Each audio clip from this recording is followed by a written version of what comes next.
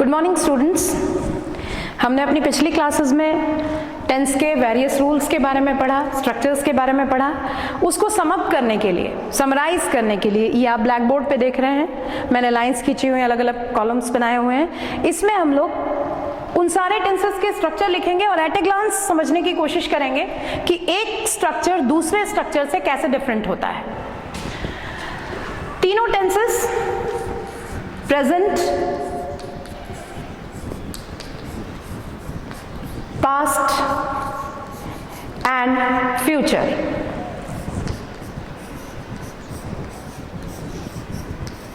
इन तीनों टेंसेस के चारों kinds, indefinite,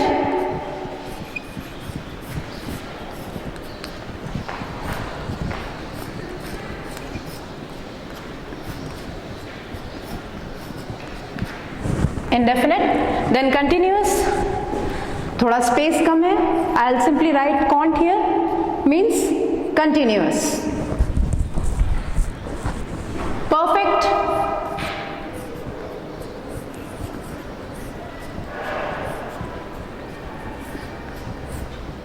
then perfect continuous.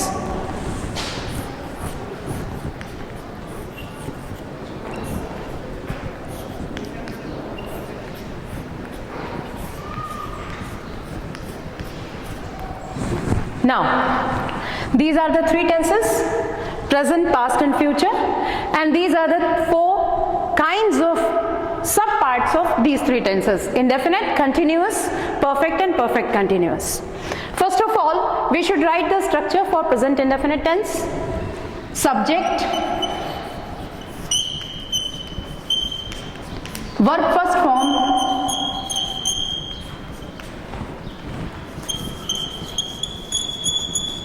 Object.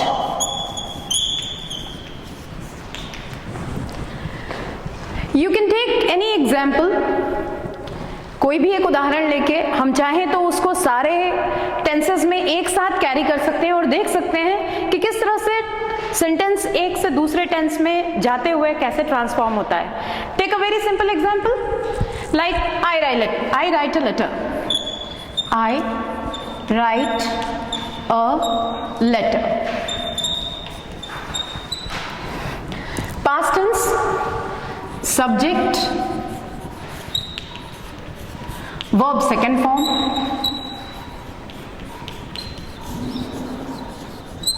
then object.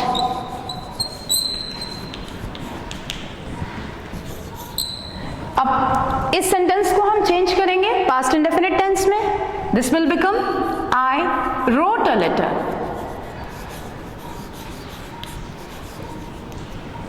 Likewise, we shall move on to future indefinite tense. Subject, shall or will, which is the identifying helping verb of future tense. Verb first form, then object.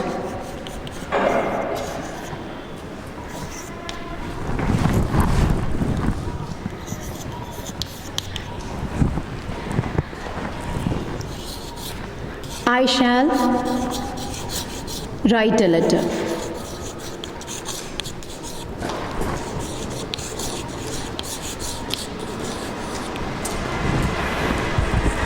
Now we shall move on to continuous tense. The structure will be subject.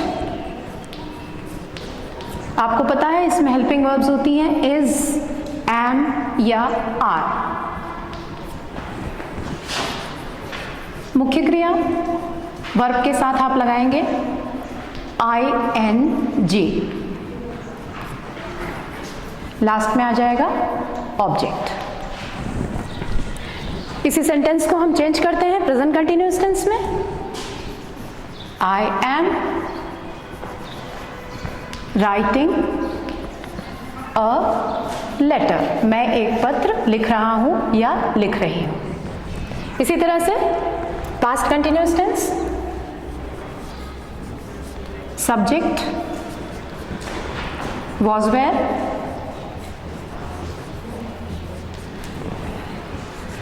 Verb के साथ फिर यहां पे ing लगेगा,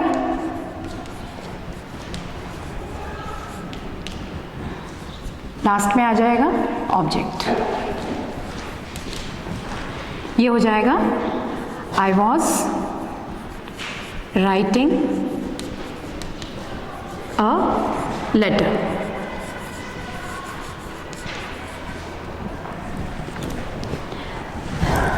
now future continuous tense. Subject shall will, as I have told you, these are the identifying helping verb of future continuous tense. Be, verb with ing. Finally, object.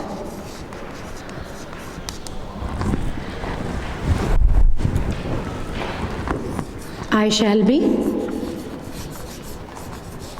writing a letter, मैं एक पत्र लिखता रहूँगा। Then perfect means complete.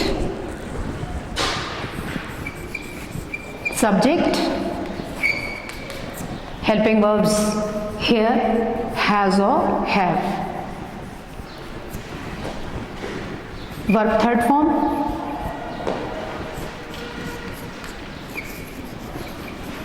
Object. मैं एक पत्र लिख चुका हूं, I have written a letter. Past perfect tense. Subject had, verb third form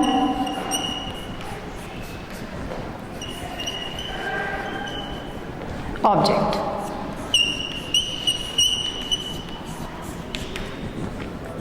मैं एक पत्र लिख चुका था, I had written a letter. Future tense. Subject shall will, have,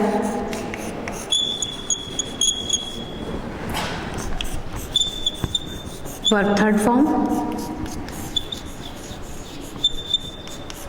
object।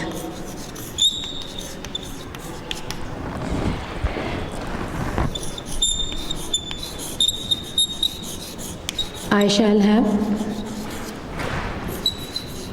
written a letter।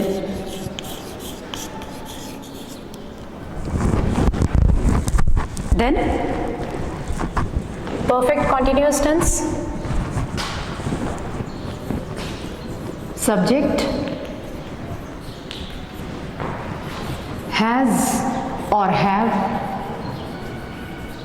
been,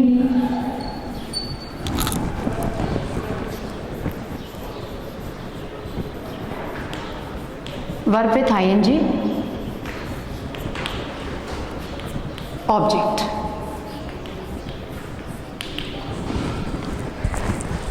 जैसा आपको मालूम है कि परफेक्ट टेंस में काम कंप्लीट हो गया है, कुछ हिस्सा और कुछ अभी भी जारी है, उसको शो करने के लिए परफेक्ट कॉन्टिन्यूस टेंस का इस्तेमाल किया जाता है। आप सिंस और फॉर का भी यूज़ करते हैं, मैं आपको ऑलरेडी बता चुकी हूँ।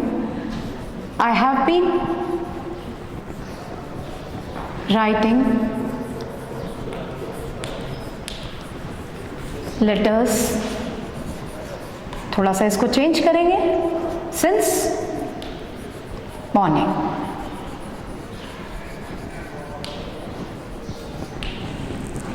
Likewise subject had been, verb with ing,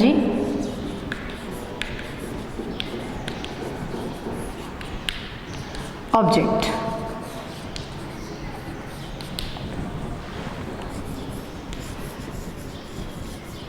I had been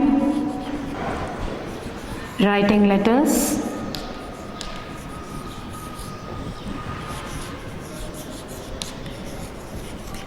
since morning.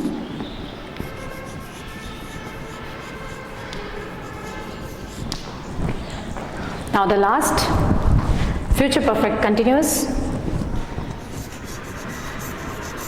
Subject,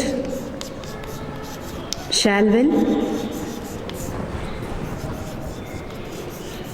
have, been, verb with ing,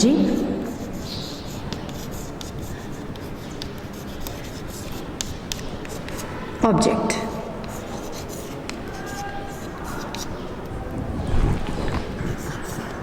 I shall have been,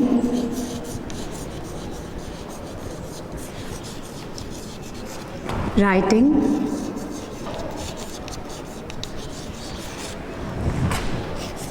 letters, since morning.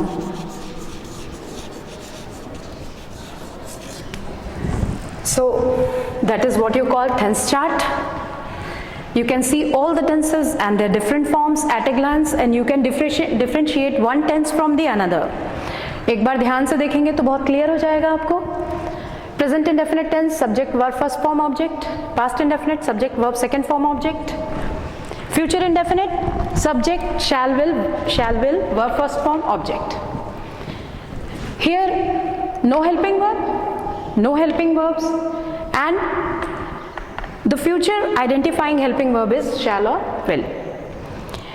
इस चीज़ का ध्यान रखना है कि किसी भी सेंटेंस में अगर shall और will आ रहा है, चाहे वो प्रेजेंट फ्यूचर इंडेफिनिट हो, फ्यूचर कंटिन्यूअस हो, फ्यूचर परफेक्ट हो या फिर फ्यूचर परफेक्ट कंटिन्यूअस हो, shall will अगर है तो वो फ्यूचर टेंस का काइंड है. यू मस्ट रिमेंबर, ये दो टेंसेस हमारे सामने ऐसे हैं जो भी आपको बिल्कुल साफ नजर आ रहे हैं, जिनमें कोई भी हेल्पिंग वर्ब नहीं है. डायरेक्ट वर्ब का फर्स्ट फॉर्म मिला आपको प्रेजेंट इंडेफिनिट में, पास्ट इंडेफिनिट में भी there is no helping verb.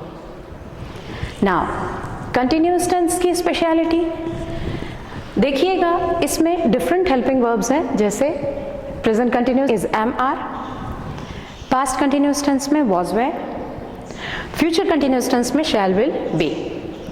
तीनों में ही वर्ब अपने आईएनजी फॉर्म में है, verb with ING, verb with ING and verb with I N G. जिनमें हेल्पिंग वर्ब्स होती हैं उसमें नेगेटिव और इंट्रोगेटिव बनाना आसान होता है. आपको सिंपली नॉट ऐड करना है नेगेटिव के लिए, और अगर आप हेल्पिंग वर्ब को सामने कर देते हैं तो इंट्रोगेटिव सेंटेंस बन जाता है. तो these are very simple in that case. Perfect tense में आप देखिएगा हेल्पिंग वर्ब है हमारे पास में. प्रेजेंट परफेक्ट टेंस के लिए हैज हैव है, पास्ट परफेक्ट टेंस के लिए हैड है, और फ्यूचर परफेक्ट टेंस के लिए shall will and only have. There is no has. इस चीज़ का ध्यान रखना आपको बहुत ज़रूरी है, क्योंकि अगर आप हेल्पिंग वर्ब लगाने में कहीं पर भी गलती करते हैं तो पूरा सेंटेंस आपका रॉन्ग हो जाएगा. दूसरी चीज़ जो आपको ध्यान रखने की है कि प्रेजेंट परफेक्ट, पास्ट परफेक्ट और फ्यूचर परफेक्ट टेंस तीनों में ही वर्ब अपने थर्ड फॉर्म में है. परफेक्ट मतलब कंप्लीट, काम हो चुका है, हो चुका था और हो चुका होगा. तो बहुत केयर कीजिएगा, इसमें वर्ब हमेशा अपने तीसरे फॉर्म में आएगी. इसके बाद परफेक्ट कंटिन्यूअस टेंस, जैसा मैंने आपको बताया था कि दो टेंसेस को मिला रहा है, काम हो चुका है, remaining part is still going on. तो इसमें आपको परफेक्ट टेंस की भी हेल्पिंग वर्ब मिलेगी और मेन वर्ब को आपको परफेक्ट कॉन्टिन्यूअस टेंस के फॉर्म में यानी कि वर्ब विथ आईएनजी फॉर्म में रखना है. तो हैज हैव है, इधर हैड है और इधर शैल विल हैव है. ये जो हेल्पिंग वर्ब्स हमने यहाँ पर डाली हुई हैं और उसके तुरंत बाद अगर आप वर्ब विथ आईएनजी लगाते हैं तो that will not be correct. So एक और हेल्पिंग वर्ब हमको यहाँ इंट्रोड्यूस करनी पड़ेगी विच इज़ बीन. तीनों में ही बीन आया हुआ है और उसके बाद में जो मुख्य क्रिया है, मेन वर्ब है, वो अपने आईएनजी फॉर्म में जाएगी. आप देख सकते हैं यहाँ पे. तो ये सिंपल रूल्स थे. एट ए ग्लांस आप डिफ्रेंशिएट कर सकते हैं कि एक टेंस दूसरे टेंस से कहाँ पे किस मामले में डिफर करता है. अभी तक हमने जितने सेंटेंसेस यहाँ पे देखे, these are all affirmative sentences. अब हमको ये देखना है कि अगर इन सेंटेंसेस को जो हमने डिफरेंट टेंसेस में अभी यूज करके देखे, इनको हमको नेगेटिव या इंट्रोगेटिव में बदलना है, यानी कि नकारात्मक वाक्य या प्रश्नवाचक वाक्य, तो वो कैसे पॉसिबल होगा, which is called the transformation of sentences. Let's see, शुरू करते हैं।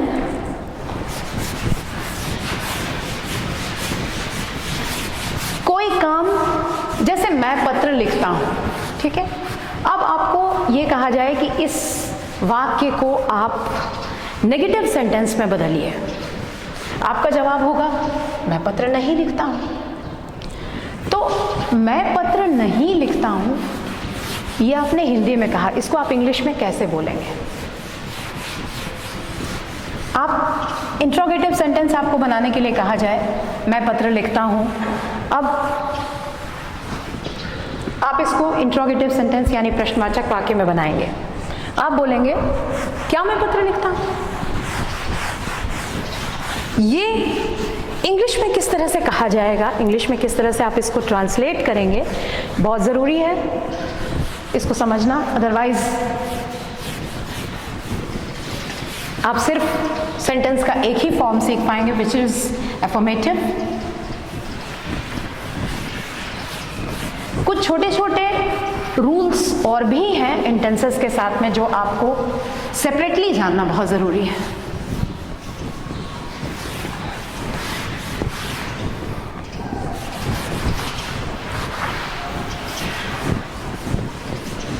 Once again, I'll take all the tenses one by one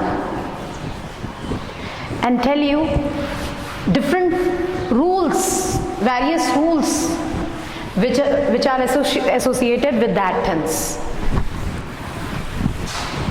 First of all,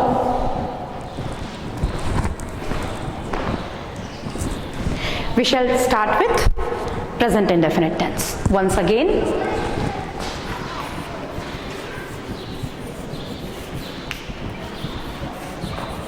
present indefinite tense.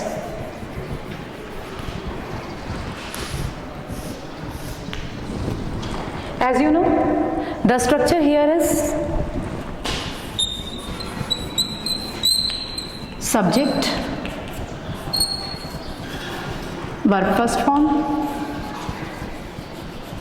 object। और कुछ ऐसी भी क्रियाएं होती हैं जिनमें ऑब्जेक्ट नहीं होता है, these are called intransitive verbs. तो जहां ऑब्जेक्ट नहीं होगा, देयर यू हैव कॉम्प्लीमेंट, पूरक, सेंटेंस का बचा हुआ हिस्सा plus adjunct. Adjunct means other words. When I'll teach you boys, I'll tell you what transitive and what intransitive verb is.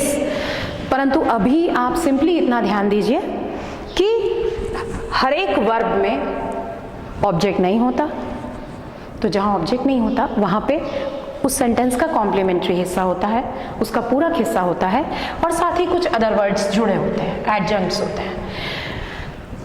अभी आपको बताने के लिए मैंने इसको यहां पर लिखा है, प्लीज इग्नोर दिस। अभी इसको इग्नोर कीजिए, ध्यान रखिए सिर्फ इतने स्ट्रक्चर पे, subject, verb first form, object.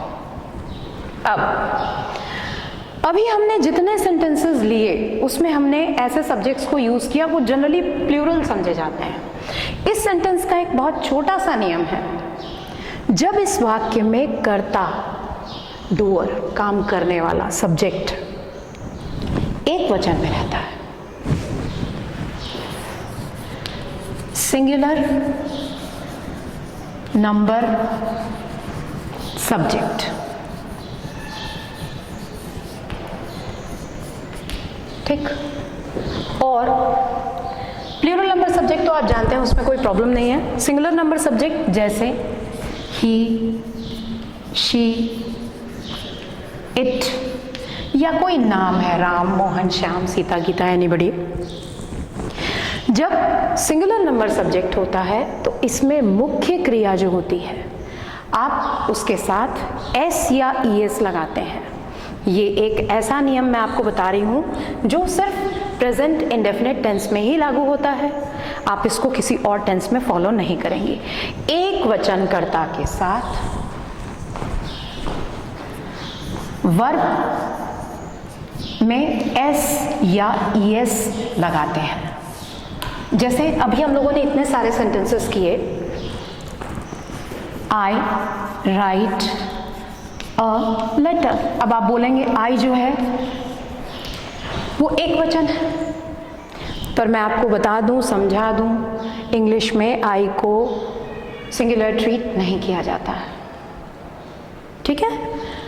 यहाँ पे राइट ही रहेगा, पर अगर हम यहाँ इसी सेंटेंस को ही के साथ लेते हैं तो ये हो जाएगा ही राइट्स अ लेटर।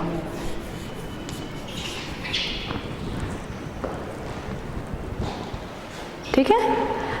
अब एक हम ऐसा सेंटेंस ले रहे हैं, जैसे मैंने अभी आपको बताया था ऑब्जेक्ट, कुछ ऐसा सेंटेंस होते हैं जिसमें ऑब्जेक्ट ना होकर के कॉम्प्लीमेंट होता है, अकर्मक क्रिया होती है, इंट्रांजिटिव वर्ब होता है। तो जैसे वह स्कूल जाती है, she goes to school, she goes to school. यहाँ पे शी सब्जेक्ट है, गोज वर्ब का फर्स्ट फॉर्म है, जाती है, ये देखिए आपने शी लगाया, एक्चुअली ये गो है वर्ब, चूंकि ये एक वचन है तो इसके साथ हमने क्या लगा दिया, ईएस।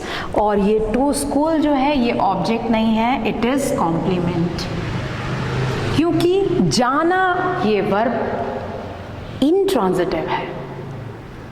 इसको ज़्यादा बेहतर तरीके से आपको वॉइस के समय में बताऊंगी, but simply try to understand it. जब सब्जेक्ट आपका एक वचन है तो आप मुख्य क्रिया के साथ में एस या ईएस यूज करेंगे, और अगर सब्जेक्ट आपका आई, यू, वी या दे है तो उसके साथ आप वर्ब में कुछ भी यूज नहीं करेंगे। बहुत सिंपल सा रूल है। चलिए एक एग्जाम्पल और करते हैं। वे निबंध लिखते हैं। अब हमारे पास में जो वाक्य आया वो है वे, तो वे के लिए अपन क्या यूज करते हैं, दे। दे यहां पे क्या है, एक वचन है या बहुवचन, वे बहुत सारे लोग, प्लूरल नंबर है ना। तो वे निबंध लिखते हैं। अब यहां हमको वर्ब क्या आ रही है, लिखना, तो लिखने के लिए क्या यूज करेंगे अपन, राइट। दे राइट एसेज।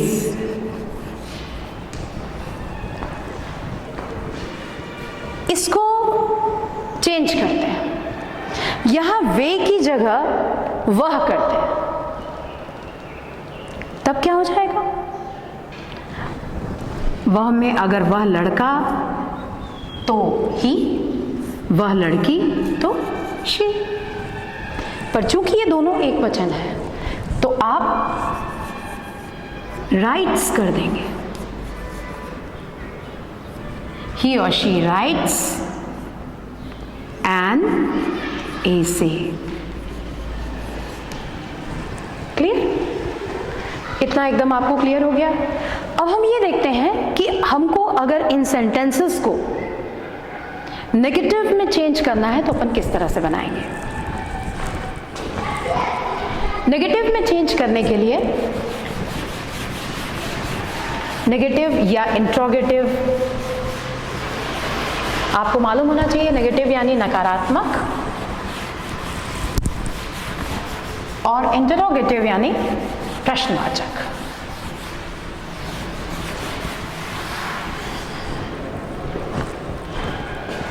नेगेटिव सेंटेंस बनाने के लिए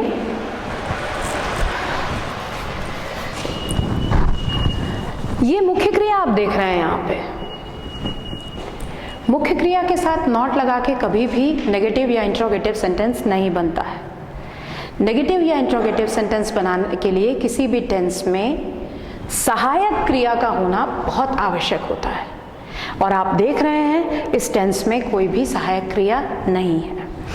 अब सवाल ये उठता है, अगर इस टेंस में कोई भी सहायक क्रिया नहीं है तो हम नेगेटिव इंट्रोगेटिव कैसे बनाएंगे।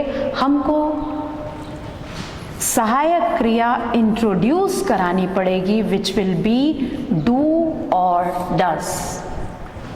जो सहायक क्रिया होगी डू या डस। अब डू या डस कैसे इसका उपयोग करेंगे सोचिए।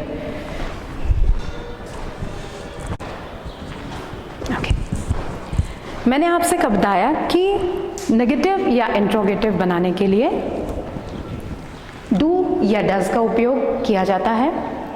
अब कहाँ पर डू का इस्तेमाल होगा, कहाँ पर डज का इस्तेमाल होगा, ये आपको देखना है। सबसे पहले हम आपको बता दें, जहां पर कर्ता एक वचन में होगा, सिंगुलर, नंबर, सब्जेक्ट,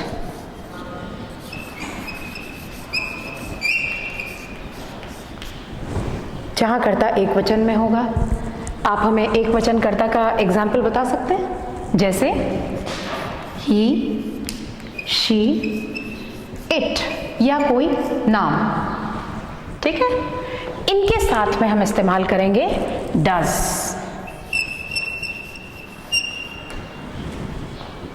जहां पर कर्ता बहुवचन में होगा, प्लूरल, नंबर,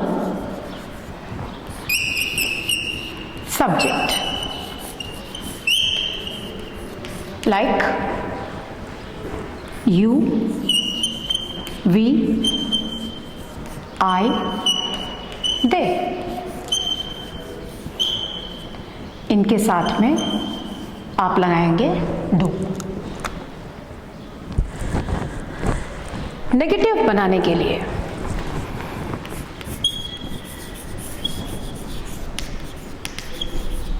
आपको नेगेटिव सेंटेंस बनाना है, ठीक है।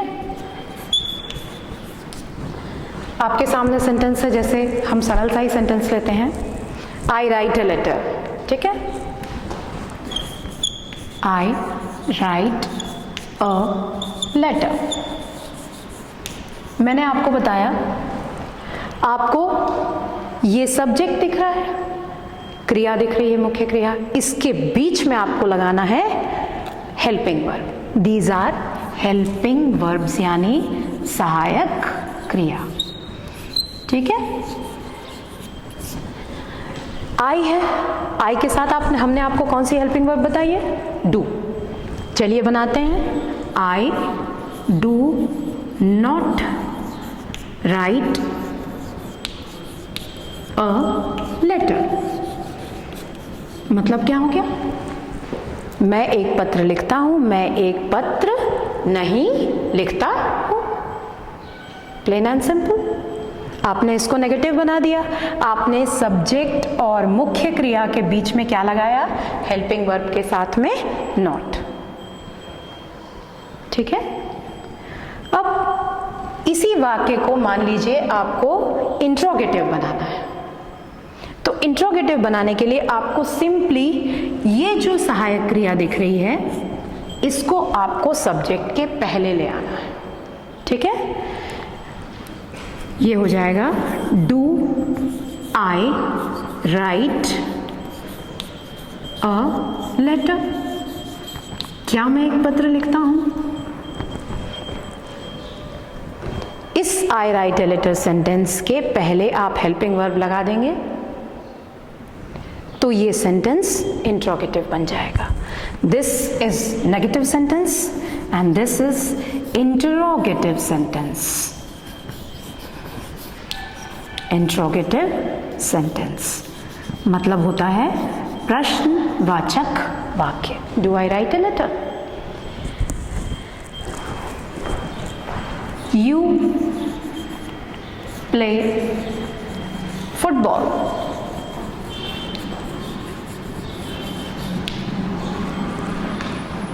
अब आपको कहा जाए इस सेंटेंस को आप नेगेटिव में बनाइए। वेरी सिंपल, आप देख लीजिए, प्लूरल नंबर सब्जेक्ट है, यू प्लूरल नंबर है, इसमें क्या लगेगा, डू लगेगा। ये हो जाएगा, you do not play football. अब इसी सेंटेंस को अगर मान लीजिए हमको इंट्रोगेटिव में चेंज करना है, सिंपली जो हमारी हेल्पिंग वर्ब है उसको हम सब्जेक्ट के सामने ले आएंगे।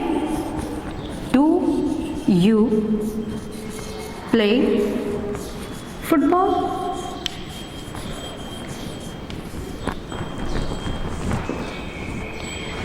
ये हो गया आपका negative sentence and this one is interrogative sentence.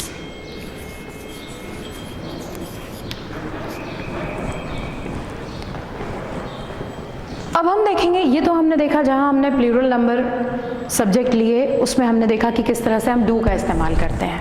अब हम देखते हैं उन सेंटेंसेस को जिनमें हम सिंगुलर नंबर सब्जेक्ट ले रहे हैं और सिंगुलर नंबर सब्जेक्ट लेके किस तरह से उनको हमको नेगेटिव में बदलना है, किस तरह से इंट्रोगेटिव में बदलना है। जैसे सिंपल सा कोई एग्जाम्पल लेते हैं, लाइक शी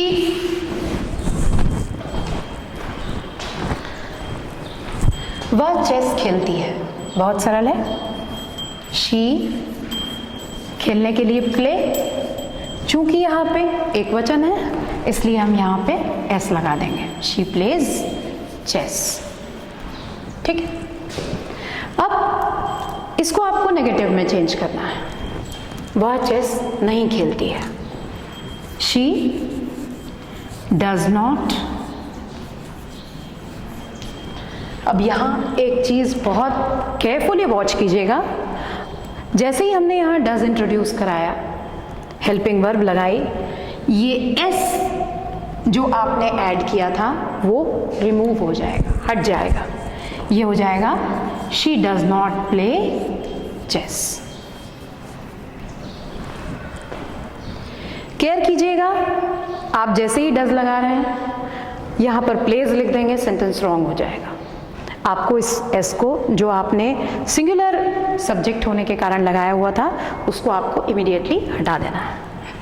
अब इसको हम आपको बोले कि इसको प्रश्नवाचक वाक्य में बनाइए, तो प्रश्नवाचक में सबसे पहले आ जाएगा हेल्पिंग वर्ब डज शी। फिर वही नियम ध्यान रखिए, आपने ऑलरेडी डज लगा दिया है तो यहाँ एस नहीं लगेगा। Does she play chess? जो खास ध्यान रखने वाली बात यह है कि जैसे ही आप हेल्पिंग वर्ब इंट्रोड्यूस कराएंगे, एक वचन सब्जेक्ट है, सिंगुलर नंबर सब्जेक्ट है, उस मुख्य क्रिया का, मेन वर्ब का एस या ईएस जो भी आपने वहां पर लगाया हुआ है अकॉर्डिंग टू द वर्ब, उसको आप इमीडिएटली रिमूव कर देंगे, हटा देंगे। एक सेंटेंस और करते हैं और अगर आप कर पाएंगे तो we'll move on to the next tense which will be past indefinite. जैसे शी स्पीक्स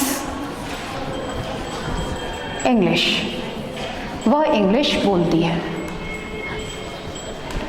स्पीक्स क्यों हुआ? Because subject is singular number. और इसी को अगर मैं बोलूं, आप शी के साथ दे, वे इंग्लिश बोलते हैं, दे स्पीक इंग्लिश।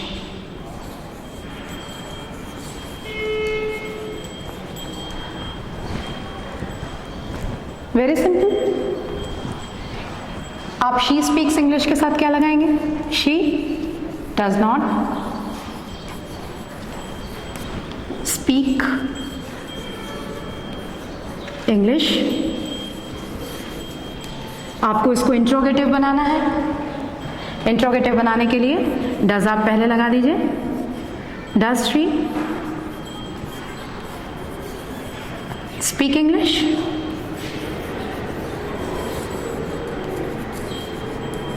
स्पीक्स का ऐसा आपने रिमूव कर दिया, हटा दिया। उसी तरह से दे स्पीक इंग्लिश,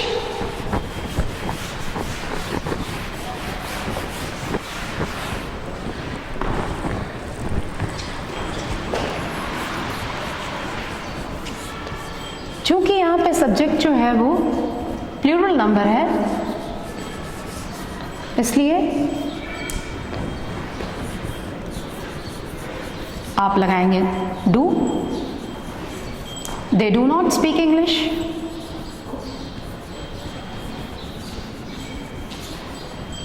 लाइकवाइज आप डू सामने कर दीजिए,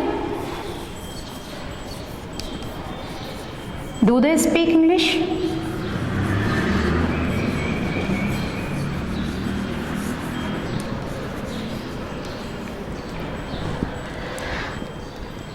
present continuous tense, I think you must have understood it completely. अब इसके बाद हम लोग देखते हैं अगला tense which will be past indefinite tense.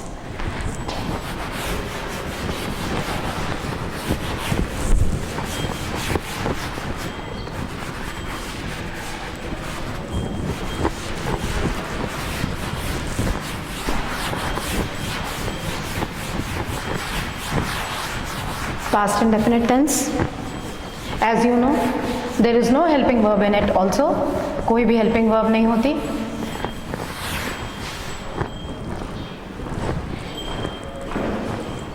Structure आपको मालूम है, there is subject, past, verb second form,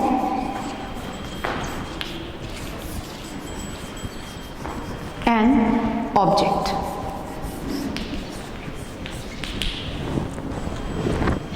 जैसे हमने आपको एक एग्जाम्पल बताया था, I wrote a letter. मैंने एक पत्र लिखा. अब मैंने एक पत्र नहीं लिखा, ये आपको करना है, पर यहाँ पर कोई भी हेल्पिंग वर्ब नहीं है. जैसे आपने प्रेजेंट इंडेफिनिट टेंस में डू और डज लगाया था, यहाँ पर हम लगाएंगे helping verb which will B did. ये यहाँ पे सहायक क्रिया होगी, हेल्पिंग वर्ब होगी. रिमेंबर, इसका एक नियम है जो आपको ध्यान रखना बहुत ज़रूरी है. यहाँ आपने वर्ब सेकंड फॉर्म में डाली हुई है. अब आपको इसको नेगेटिव बनाने के लिए सब्जेक्ट और मुख्य क्रिया के बीच में डिड लगाना है. I did not.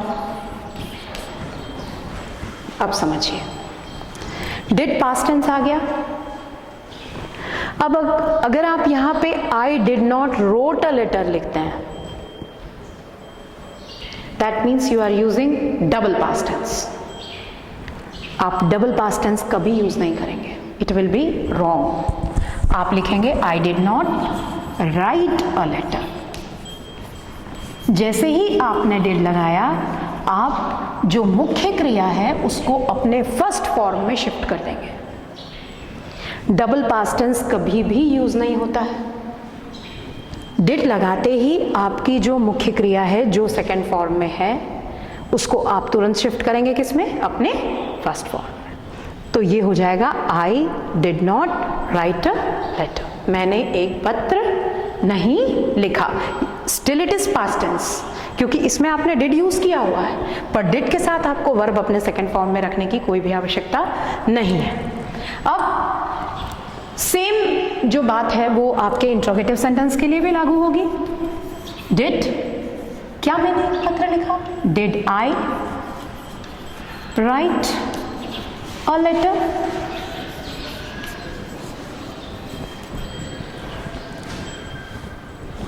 इसी तरह से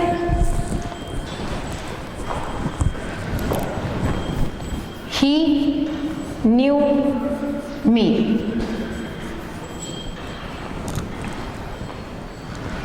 वह मुझे, न्यू का मतलब, नो का मतलब होता है जानना. नो का मतलब होता है जानना. न्यू का मतलब पास्ट टेंस, जानता था. वह मुझे जानता था. ही न्यू मी. चेंज कीजिए इसको. ही डिड नॉट नो मी. आप इसको इसके फर्स्ट फॉर्म में ले आइए. ही डिड नॉट नो मी. अब आपको इंट्रोगेटिव बनाना है. डिड ही नो मी? क्या वो मुझे जानता था? समझ में आ गया? क्लियर हो गया अच्छी तरह से? एक आध एग्जाम्पल्स और देखते हैं, जैसे we bot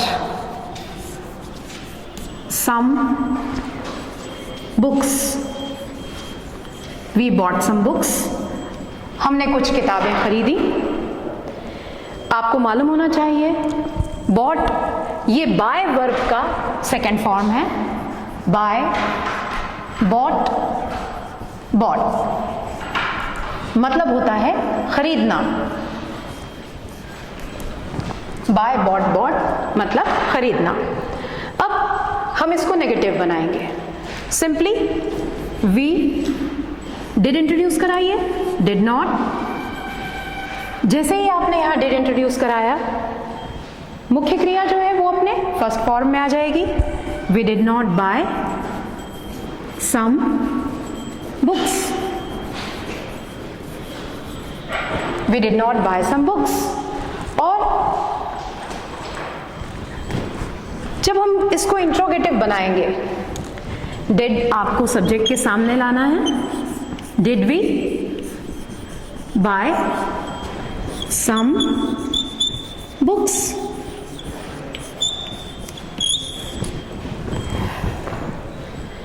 is it clear? आपको समझ में आ रहा है अच्छी तरह से? दोनों ही इंडेफिनिट टेंसेस, एक प्रेजेंट इंडेफिनिट टेंस और एक past indefinite tense.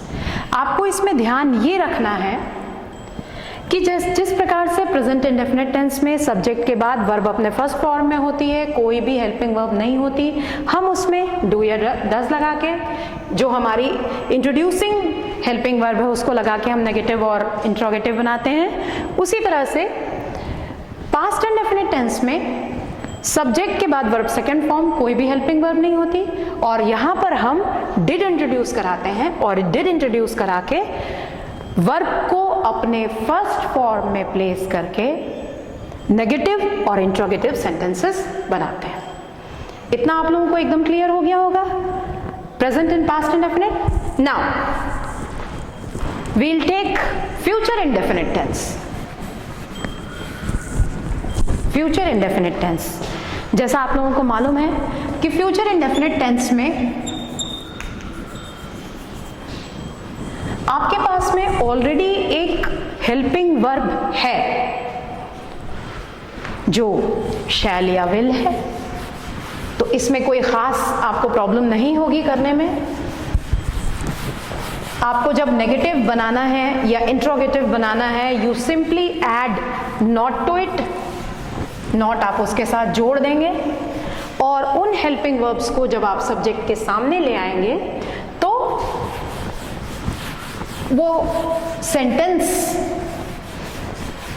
Interrogative sentence बन जाएगा। चलिए देखते हैं। सब्जेक्ट, आपको स्ट्रक्चर पता है, सब्जेक्ट के साथ शैल या विल, वर्ब अपने फर्स्ट फॉर्म में, और लास्ट में है ऑब्जेक्ट।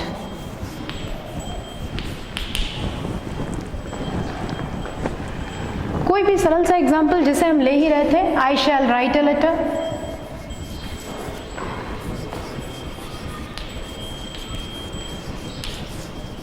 आप देख सकते हैं इसमें ऑलरेडी आपके पास हेल्पिंग वर्ब है विच इज शैल।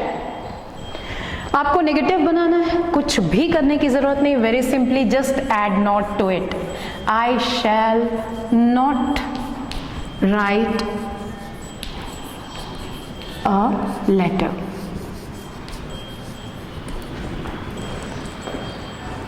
शैल को आप सब्जेक्ट के पहले ले आइए। शैल आई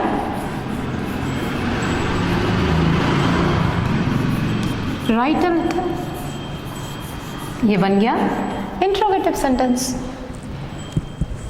इसी तरह से we shall buy a new car, हम एक नई कार खरीदेंगे। अब आपको इसको नेगेटिव बनाना है, we shall not buy a new car,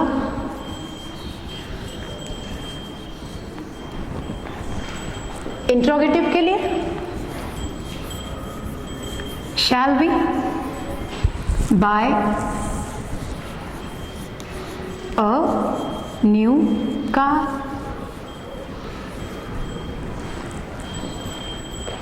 एक एग्जाम्पल और करते हैं, he will read a novel, ये रीड, ये जो क्रिया है इसके बारे में एक बहुत इम्पॉर्टेंट चीज़ आपको जानना ज़रूरी है। रीड, इसका first form read, second form की spelling READ and third form की spelling READ, READ, READ, READ। But first form में इसको पढ़ा जाता है रीड, सेकेंड फॉर्म में इसको पढ़ा जाता है रेड और थर्ड फॉर्म में भी इसको पढ़ा जाता है red. Should not forget this, इसको बिल्कुल मत भूलिएगा। ये फर्स्ट फॉर्म में रीड पढ़ा जाएगा, सेकेंड फॉर्म में रेड पढ़ा जाएगा और थर्ड फॉर्म में भी रेड पढ़ा जाएगा। Spelling will be the same, spelling में कोई फर्क नहीं है, लेकिन पढ़ते समय सेकेंड और थर्ड फॉर्म को आप क्या पढ़ेंगे, रेड पढ़ेंगे। Okay, so he will read a novel. अब इसको आपको नेगेटिव में चेंज करना है, he will not read a novel,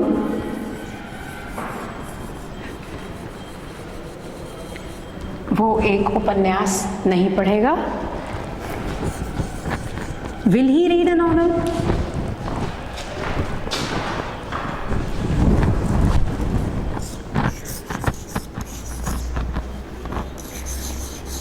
Will he read a novel? क्या वह एक उपन्यास पढ़ेगा? So that's it. इस क्लास में आपने देखा 3 इंडेफिनिट टेंसेस को, present indefinite, past indefinite and future indefinite. एक बार इसको जल्दी से रिवाइज कर लेते हैं। प्रेजेंट इंडेफिनिट टेंस का structure, subject verb form, first form object, कोई भी हेल्पिंग वर्ब नहीं। आपको नेगेटिव इंट्रोगेटिव बनाना है तो आपको हेल्पिंग वर्ब इंट्रोड्यूस करानी पड़ेगी जो होगी डू या डज।